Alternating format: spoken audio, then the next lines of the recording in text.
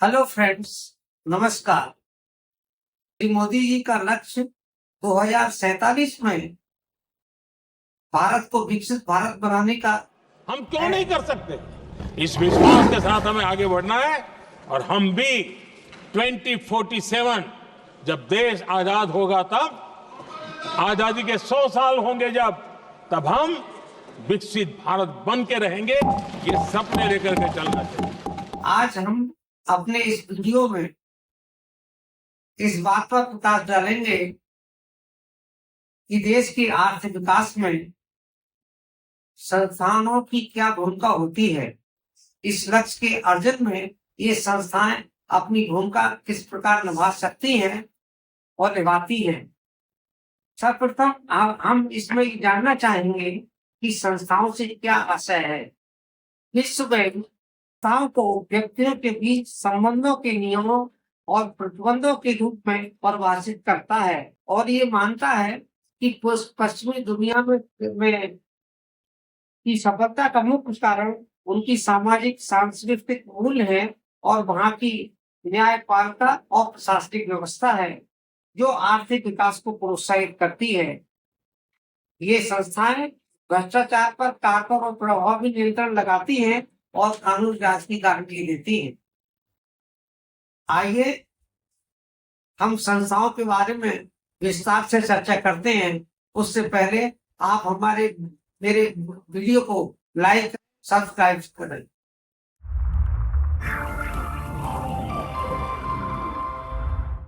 Friends, किसी देश की संस्थाएं आर्थिक विकास पर सकारात्मक और नकारात्मक प्रभाव डाल सकती हैं। ये देश के आर्थिक विकास को बढ़ावा दे सकती हैं या उसको हतोत्साहित कर सकती हैं। इसी तरह ये संस्थाएं देश की में अनइक्वलिटीज को बढ़ा सकती हैं अथवा कम कर सकती हैं।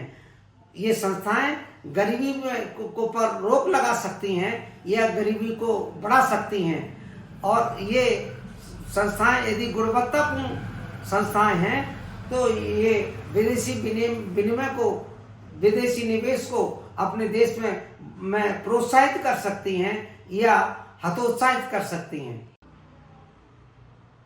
हेलो फ्रेंड्स, आप ये जानना चाहेंगे कि संस्थाओं के महत्व पर क्या कोई पुस्तकें विभिन्न विचारकों या अर्थशास्त्रियों ने लिखी हैं या कुछ इस पर अध्ययन पत्र प्रस्तुत किए गए हैं। तो मैं यहाँ आपको ये बता दूं कि शेरोन एस मगलू और साइमन जॉनसन ने अपनी पुस्तक पावर एंड प्रोग्रेस में और इन्हीं ने अपनी दूसरी पुस्तक व्हाई नेशंस फेल में संस्थाओं के महत्व पर चर्चा की है। इसके अलावा डगलस नॉर्थ ने अपनी पुस्तक institutional change and economic performance में आर्थिक विकास के महत्व पर प्रकाश डाला है। फ्रांसिस अर्थशास्त्री युकुयामा ने अपनी पुस्तक the origins of political order में संस्थानों पर अपने विचार केंद्रित किए हैं। बैंक ने अपने अध्ययन पर the role of institution and economic development में और अंतर्राष्ट्रीय संस्था अंतर्राष्ट्रीय मुद्रा कोष ने अपने अध्ययन पत्र institutional quality and economic growth में ये तर्क दिया है कि किसी देश की संस्थाएं आर्थिक विकास पर अनेक प्रभाव डालती हैं। अब मैं अपना संक्षिप्त में परिचय देना चाहूँगा। मैं अर्थशास्त्र का प्राध्यापक, प्राचार्य और उच्च शिक्षा अधिकारी रह चुका हूँ। मैंने अब तक 8 पुस्तकें लिखी हैं जो अर्थशास्त्र से विशेषकर संबंधित हैं। उन पुस्तकों के लिंक डिस्क्रिप्शन में हैं। फ्रेंड्स, अब आप ये सोच रहे होंगे कि विकसित और विकासशील देशों की संस्थाओं में अंतर होता होगा। तो आप ये सही सोच रहे हैं। विकसित और विकासशील देशों की संस्थाओं में अनेक अंतर पाए जाते हैं।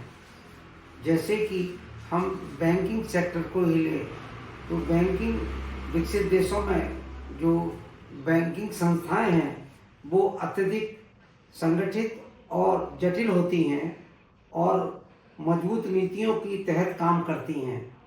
जैसे कि फेडरल रिजर्व अमेरिका में और यूरोप में यूरोपियन सेंट्रल बैंक इसी तरह की नीतियों पर काम करते हैं, जबकि विकासशील देश भारत में आरबीआई बैंकिंग सुधारों पर काम तो करते हैं, लेकिन ग्रामीण क्षेत्रों में वित्तीय समावेशन की चुनौतियों को भी उन्हें सामना करना पड़ता है।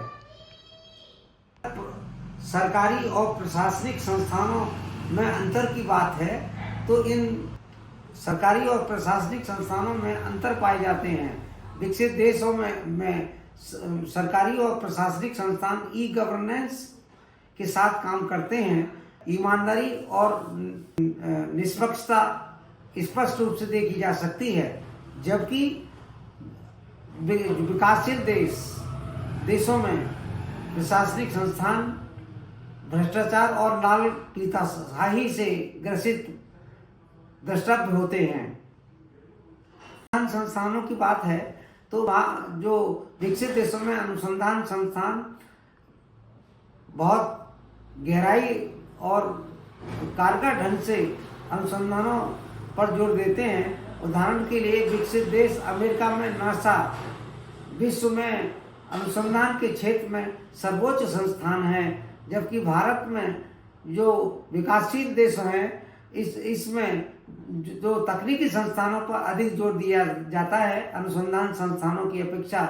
ऐसा ही एक संस्थान है इसरो। हालांकि इसरो के क्षेत्र में हमने काफ़ी प्रगति की है, लेकिन अभी भी विज्ञान तथा अनुसंधान पर और अधिक धन खर्च करने की आवश्यकता है।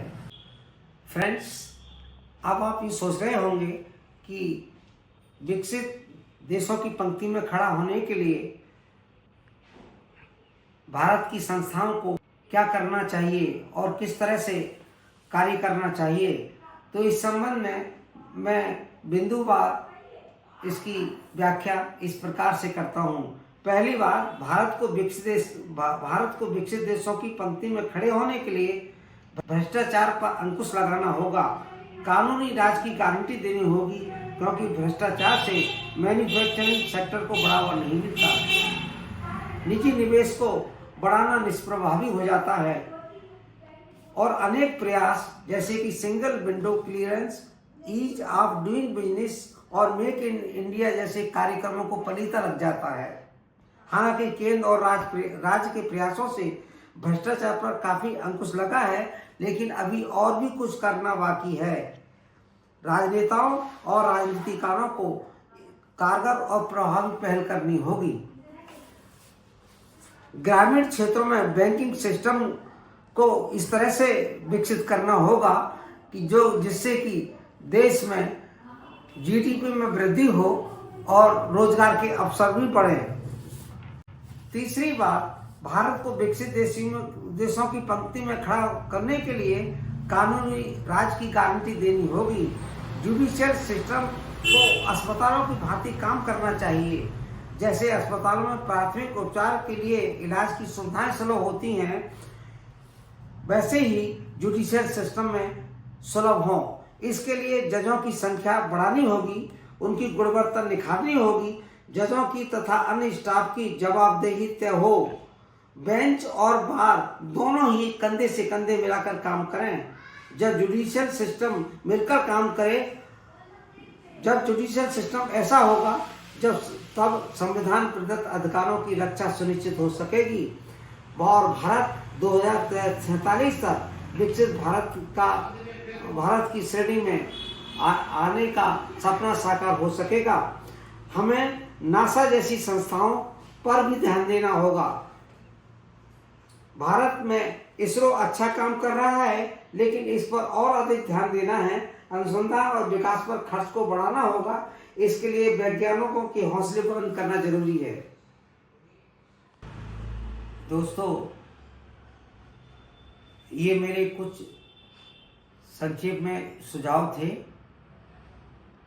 अगर ये सुझाव प्रत्यक्ष या अप्रत्यक्ष रूप से पूर्ण होते हैं तो मोदी जी का 2047 का भारत के विकसित होने का सपना साकार हो सकेगा।